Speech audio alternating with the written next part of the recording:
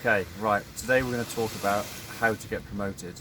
So this applies whether you're in your existing company or you're moving to a new company. Right, part one. If you're in an existing company, you need to pick your time to ask or demand a promotion.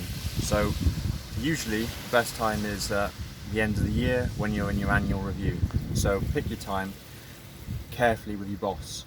It may come up that your boss is just in a good mood, or the company's had a very successful deal come through, so you can go for it then, particularly if you've been part in making that deal happen.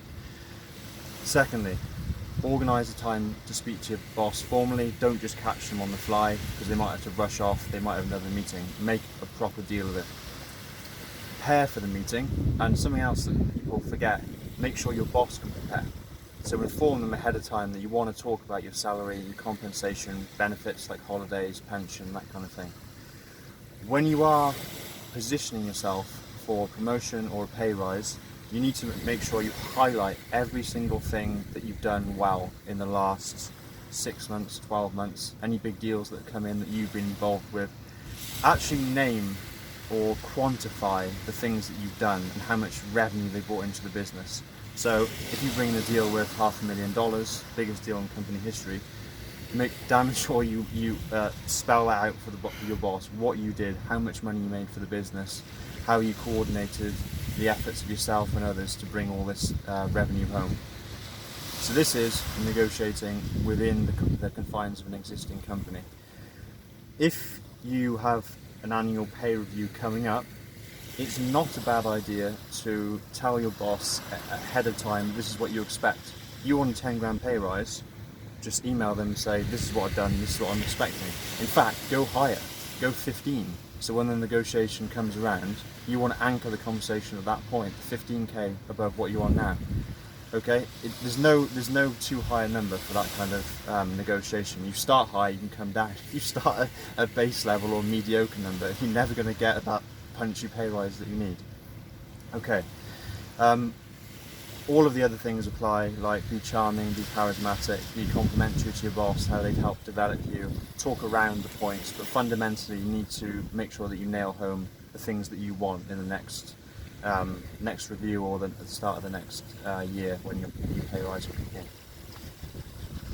Okay, next segment is what if to do if you're moving companies. So this is a golden time for pay rises.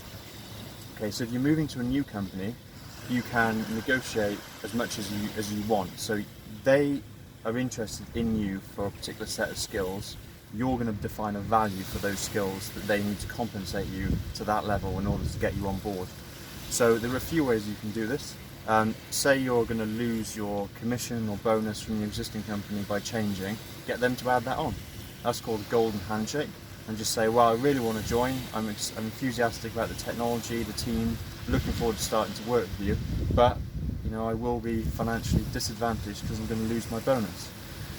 What they'll probably do is offer you some kind of golden handshake where you get a lump sum for joining the company. And people never think about that. They just think about the money you get when you leave, settlements and bonuses. You can actually get money joining a company because they want you to join for them. So that's number one.